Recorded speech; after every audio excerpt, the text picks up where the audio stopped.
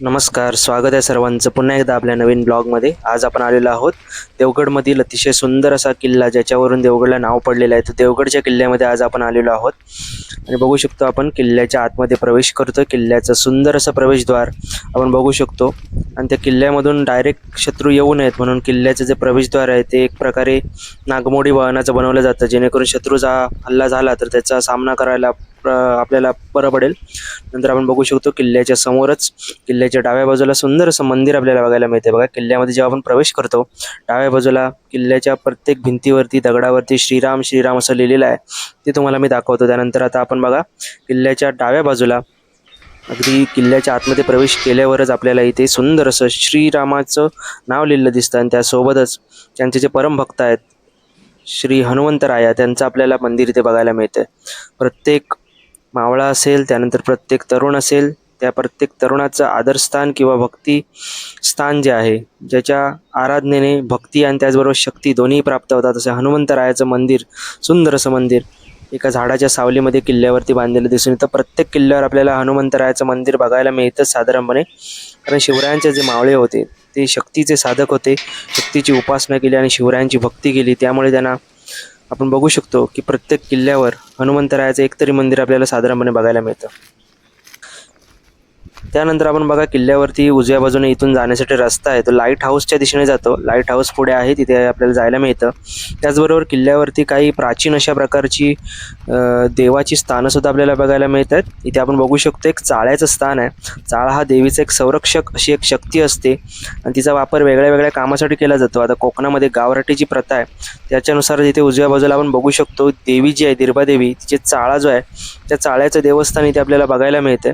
त्याचबरोबर डाव्या बाजूने आपण आता तटबंदीवरती चढणार आहोत आणि तिथून आपल्याला वेगळे व्ह्यूज मी तुम्हाला दाखवायचा प्रयत्न करेन. बघा, आता आपण तटबंदीवरती चढलेलो आहोत. तटबंदीवरून एक सुंदर असं दृश्य आपल्याला बघायला मिळते. समोर आपल्याला तटबंदी समोर असणारा जो खंदक आहे तो खंदक बघायला मिळतो. या खंदकामध्ये पूर्वापार पाणी भरत असले पाहिजेत, जेणेकरून की शत्रूने जर हल्ला केला तर खंदक ओलांडून येणं त्यांना सोपं नाही आहे. ज्यांचे जे घोडे वगैरे असायचे पूर्वापार शिवाजी महाराजांच्या काळामध्ये किंवा तोफा असतील, त्या इथे ओलांडून आतमध्ये येऊ नयेत, जेणेकरून डायरेक्ट कोणत्याही प्रकारचा हल्ला होऊ नये म्हणून आपल्याला इथे मोठा असा खंदक खणलेला किंवा कोरीव कामाने असा चांगल्या प्रकारे माणसाने बनवलेला असा खंदक आपल्याला बघायला मिळतोय. त्याची रचना आपण बघू शकतो. त्यानंतर इथं बघू शकतो किल्ल्यावरती एक छोटासा उंदीरसुद्धा अमृत पावलेला आहे आणि किल्ल्याची तटबंदी जी आहे ती बघू शकतो दगडाने कातळामध्ये बांधलेली अशी तटबंदी आहे. कोकणामध्ये कातळाची काही कमी नाही आहे, पूर्ण कोकणच कातळाने बनलेला आहे.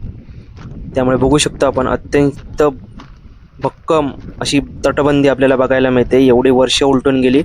शिवाजी महाराज, त्यानंतर पेशवे, त्याच्यामध्ये असणारे आंग्रे, हे जे आरमार प्रमुख होते त्यांच्या कालावधीमध्ये बांधला गेलेला किल्ला असं मानलं जातं. त्यांनी या किल्ल्याची डागडुजी त्याचबरोबर बांधकाम केलेलं होतं. ह्या किल्ल्याने काही ठराविक युद्ध जे आहेत ती युद्ध लढलेली आहेत गनिमांबरोबर आणि गनिमांना पाणी चाकलेलं आहे असा हा किल्ला. किल्ल्याची तटबंदी पाहू शकतो. किल्ल्याचा एक एक दगड जो आहे त्याची साईज जर आपण बघितली तर सामान्य माणसाला ते उचलणं कठीणच आहे. असे मोठे दगड साईडने बघू शकतो. किल्ल्याची तटबंदी अजूनही भक्कम आहे. काही ठिकाणी पडझड झालेली आहे कारण पुरातत्व विभाग एवढं लक्ष देत नसेल, परंतु बघू शकतो आपण तरीसुद्धा किल्ल्याची तटबंदी अत्यंत सुंदर प्रकारची आपल्याला बघायला मिळते. एवढी वर्ष 350 वर्ष झालेली आहेत तरीसुद्धा किल्ला अत्यंत निकरानं या सगळ्या गोष्टींना लढा देतो आहे. आता किल्ल्यावरचं बांधकाम आपण बघू शकतो.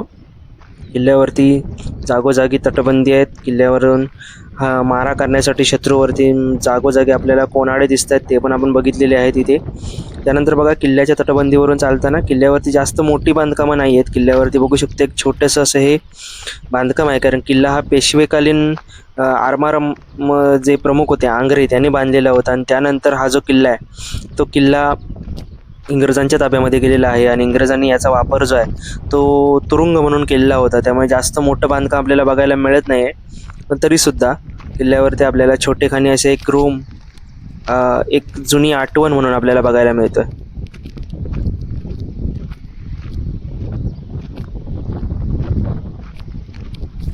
त्यानंतर बघा आता किल्ल्यावरून आपण आता पुढे जातोय. किल्ल्यावरून आता आपण पुढे जात असताना समोरच पश्चिम दिशेला समुद्राचं विहंगम आणि सुंदर असं दृश्य आपल्याला बघायला मिळते. त्याचबरोबर डाव्या बाजूला एक सुंदर असा पॉईंट तयार झाला आहे, तो सुद्धा बघायला मिळते. इथे पर्यटक खूप मोठ्या प्रमाणामध्ये येतात आणि काही स्थानिक तरुण किंवा पर्यटक जे आहेत ते दारूच्या बाटल्या असतील किंवा प्लास्टिक असेल त्याचं सुद्धा प्रदूषण आपल्याला करताना दिसतं, जे की चुकीचं आहे. पण काय करणार आता आपण, किती लोकांना समजवणार.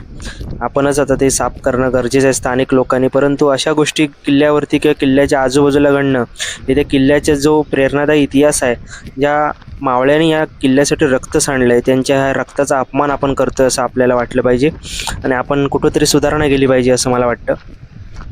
कारण खूप मोठ्या प्रमाणामध्ये जर डाव्या बाजूला तुम्ही गेलात तर प्लॅस्टिकचा कचरा, खाऊचे वगैरे आपलं प्लास्टिक जे असतं ते, दारूच्या बाटल्यांचा खच आपल्याला पडलेला या डाव्या बाजूला दिसतो.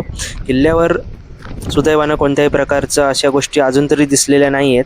परंतु किल्ल्याच्या बाजूला या गोष्टी असणं या पण जरा चुकीच्याच गोष्टी आहेत. त्या स्थानिकांनी जर लक्ष घातलं तर या गोष्टी कमी होतील आणि जेणेकरून किल्ल्याचं जे सौंदर्य आहे ते अजून सुधारेल असं माझी एक भावना आहे. बघू शकतो आपण किल्ल्यावरती आलेलो आहोत. किल्ल्याच्या एका बुरुजावरती आपण आलेलो आहोत. या बुरुजावरून कित्येक मावळ्यांनी जे आहे, इंग्रजांच्या असतील किंवा मुघलांच्या असतील, त्या नौकांशी इथून प्रतिकार केलेला असेल आणि त्याचबरोबर आपल्या स्वराज्याचं संरक्षण केलेलं असेल, असा सुंदरसा दिमाखात उभा असणारा बुरुज आपल्याला बघायला मिळतोय.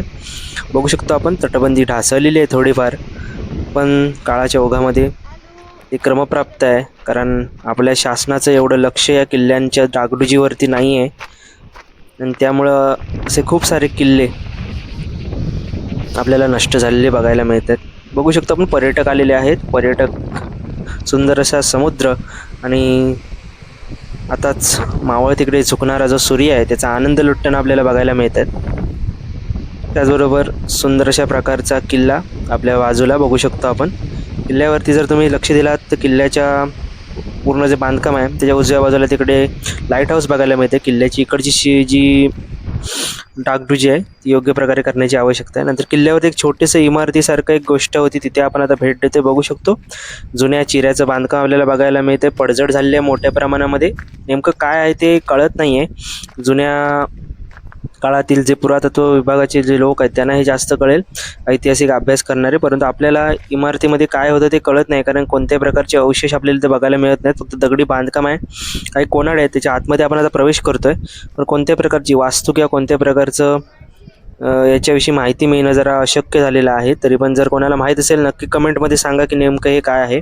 आणि तुम्हाला जर व्हिडिओ आवडत असेल तर नक्कीच या व्हिडिओला आणि चॅनलला फॉलो करा, लाईक करा, सबस्क्राईब करा, जेणेकरून अशा नवीन नवीन कोकणातल्या व्हिडिओ मी तुम्हाला दाखवेन.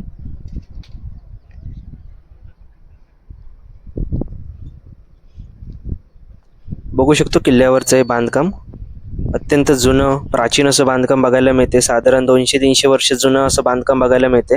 सिमेंट वगैरेचा वापर झालेला नाही, चिरे एकावर एक रचून दगडी त्याचं बांधकाम केलेलं आपल्याला बघायला मिळते. त्यानंतर आता आपण बघू शकतो किल्ल्याच्या दिशेने जायचा प्रयत्न करतोय आपण देवळाच्या दिशेने जाणार आहोत. आता इथे गणपती बाप्पाचं सुंदर असं देऊळ आहे. त्याच्यानंतर आपण बघू शकतो गणपती बाप्पाच्या बाजूलाच इथे एक चाळ्याचं देऊळ आपल्याला बघायला मिळते. मागे जसं मी तुम्हाला सांगितलं की इथे देवस्थान सुद्धा आहे. देवाचे आपल्याला इथे देऊळ बघायला मिळते. जी दिर्बा देवी आहे, ग्रामदेवता आहे, 12 वाड्यांची देवी आहे, त्या देवीचा इथे चाळा किंवा जो संरक्षक शक्ती ती होती ती आपण बघितलेली आहे. त्यानंतर आता आपण देवळामध्ये प्रवेश करण्याचा प्रयत्न करणार आहोत. बघूया आपण. सुंदरसं गणपती बाप्पाचं देऊळ आहे. बघू शकतो आपण या देवळामध्ये आल्यानंतर मन प्रसन्न होतं. देवळाच्या बाजूला आपण बघू शकतो अजून कोणती कोणती पर्यटन स्थळं आहेत आजूबाजूला याची सुद्धा माहिती इथे आपल्याला लिहिलेली बघायला मिळते. देवळाला 3 दरवाजे आहेत. आपण बघू शकतो देवळामध्ये जाण्यासाठी वेगवेगळी प्रवेशद्वार आहेत. गणपती बाप्पाचं असं जुनं असं देऊळ आपल्याला बघायला मिळते. जाता येताना गेट बंद करा अशी माहिती आपल्याला लिहिलेली बघायला मिळते, जेणेकरून पर्यटक जे येतात ते कधी कधी गेट उघडा ठेवून जातात आणि त्यामुळे मग वेगळे प्राणी वगैरे याच्यावरती जाण्याची शक्यता असते. त्यामुळे येताना जरा गेट बंद करण्याची काळजी घ्यायची अशी सूचना इथे लिहिली आहे. देवळाचा जो मेन गेट आहे तिथून आता आपण देवळामध्ये जाण्याचा प्रवेश करण्याचा प्रयत्न करणार आहेत. देवळाच्या आतमध्ये बघू शकतो अत्यंत सुंदर असा गाभारा आहे. बघू शकतो देवळाचा सुंदर अशी जी इमारत आहे ती आपल्याला बघायला मिळते. मंदिर अतिशय सुंदर आणि सुबक अशा प्रमाणामध्ये आपल्याला बघायला मिळते. आतमध्ये बघा गणपती बाप्पाची मूर्ती आपल्याला बघायला मिळते. गणपती बाप्पाच्या कोरीव अशा मूर्त्या, जे 8 गणपती आपल्या महाराष्ट्रामध्ये आहेत, त्या महाराष्ट्रामध्ये गणपती आहेत. ही गणपती बाप्पाची सुबक अशी मूर्ती आपल्याला बघायला मिळते. बघू शकतो आपण अत्यंत सुबक सुरेख अशी गणपती बाप्पाची मूर्ती. व्हिडिओ आवडली असेल तर नक्कीच चॅनलला सबस्क्राईब करा. कोकणातील नवीन नवीन गोष्टी बघण्यासाठी नक्कीच चॅनलला सबस्क्राईब करा. थँक्यू.